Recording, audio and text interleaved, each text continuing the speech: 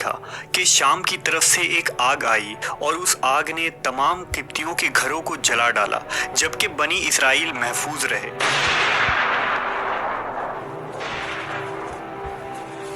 دہشت کے عالم میں بیدار ہونے کے بعد فرعون نے تمام کاہنوں اور نجومیوں کو جمع کر کے اپنا خواب بیان کیا۔ نجومیوں نے اسے بتایا کہ بنی اسرائیل میں ایک بچہ پیدا ہوگا جو فرعون کی بادشاہت کو ختم کرے گا۔ وہ بچہ کون تھا اور اس نے فرعون کی بادشاہت کا خاتمہ کر کے مصر کی تاریخ کو کیسے بدل ڈالا، اس ویڈیو میں ہم فرعون کے اس خواب اور اس پراسرار بچے کے متعلق جانیں گے۔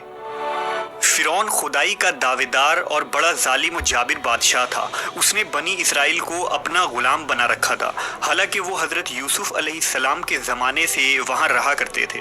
حضرت یوسف نے اپنے والد حضرت یعقوب اور اپنے بھائیوں کے لیے زمین کا ایک حصہ اس وقت کے فرعون بادشاہ ریان بن ولید سے حاصل کیا تھا۔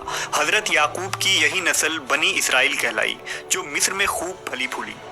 یہ لوگ حضرت یعقوب کے دین کے پیروکار تھے، لہٰذا اس وقت اللہ کے نزدیک یہ سب سے بہترین جماعت تھی۔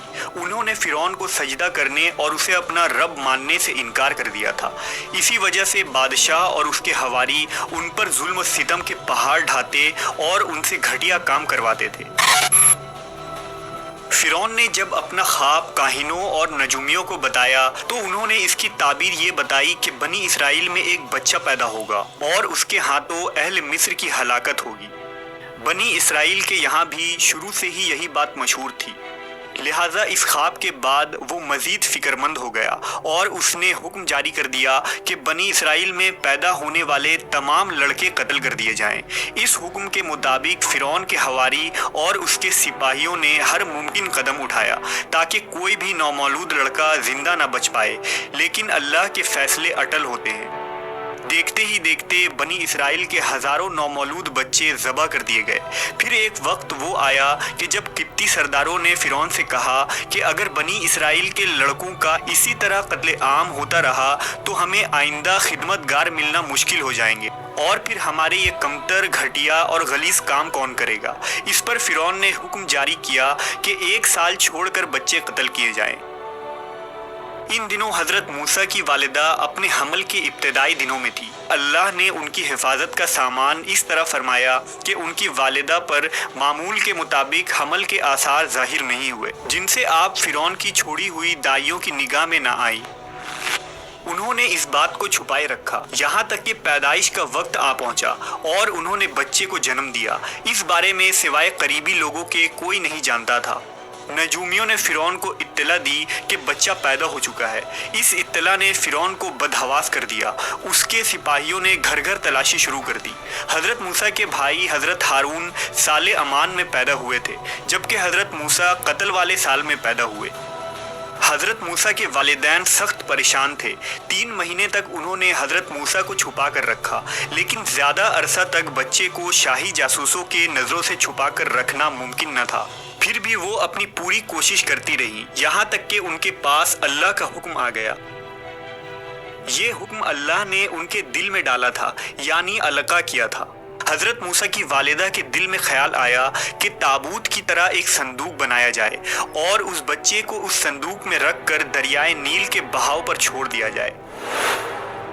حضرت موسیٰ کی ماں نے اللہ کے حکم کے مطابق بچے کو صندوق میں رکھا اور دریا میں چھوڑ دیا۔ ساتھ ہی موسیٰ علیہ السلام کی بہن سے کہا کہ تم اس کے پیچھے پیچھے چلتی جاؤ۔ لہٰذا وہ دریائے نیل کے موجوں میں چلے اور ان کی بہن کنارے کنارے چلی، اپنے بھائی کی نگرانی کرتی جا رہی تھی کہ دریا میں ڈالنے کے بعد وہ کہاں جاتے ہیں۔ صندوق بہتا ہوا محل کے تالاب میں پہنچ گیا۔ وہاں فرعون کی بیوی ملکہ اور خادمائیں لطف اندوز ہو رہی تھی کہ صندوق پر ملکہ کی نظر پڑی۔ اس نے کنیزوں کو حکم دیا کہ صندوق کو تالاب سے نکال لاؤ۔ صندوق کھولا گیا تو اس میں ایک حسین اور تندرست بچہ آرام سے لیٹا ہوا انگوٹھا چوس رہا تھا۔ ملکہ بہت خوش ہوئی، اس کی آنکھوں میں ممتا اتر آئی۔ شفقت و محبت سے بچے کو گود میں لے لیا۔ ملکہ نے سوچا کہ اس بچے کو بیٹا بنا کر پالنا چاہیے۔ محل میں کسی نے خدشہ ظاہر کیا کہ یہ بچہ بادشاہ کی سلطنت کو ختم کرنے کا سبب بھی بن سکتا ہے۔ فرعون کے دل میں بھی یہ خیال آیا کہ کہیں یہ بچہ بنی اسرائیل کا وہ لڑکا نہ ہو جس کے بارے میں نجومیوں نے پیشن گوئی کی تھی۔ لیکن فرعون کی بیوی نے کہا یہ بھی تو ہو سکتا ہے کہ یہ بچہ ہماری آنکھوں کی ٹھنڈک بنے یا ہم اس کو اپنا بیٹا بنا لیں۔ اس پر فرعون نے کہا یہ صرف تیری آنکھ کی ٹھنڈک ہے، میری نہیں۔ میں نہیں چاہتا بنی اسرائیل کا کوئی بچہ میری نگرانی میں پلے، لہٰذا یہ صرف تیری ہی آنکھوں کی ٹھنڈک ہے۔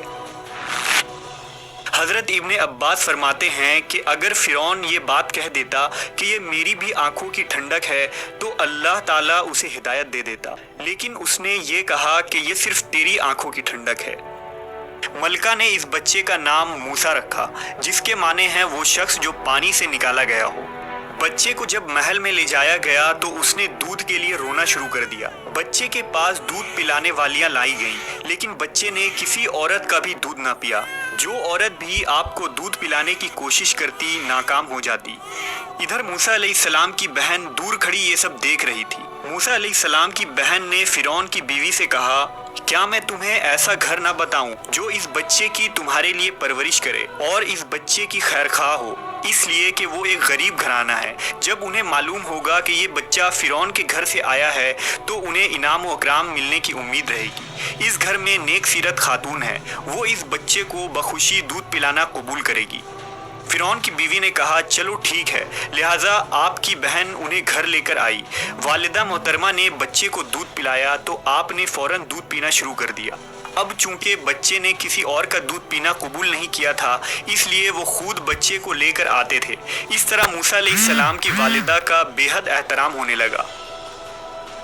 اس طرح حضرت موسیٰ علیہ السلام شاہی محل میں پرورش پا کر جوان ہو گئے اور پورے توانا ہو گئے، لہٰذا اللہ نے آپ کو نبوت کے منصب پر فائز کیا۔ آپ نے بنی اسرائیل کو فرعون سے آزادی دلائی اور مصر سے نکل گئے۔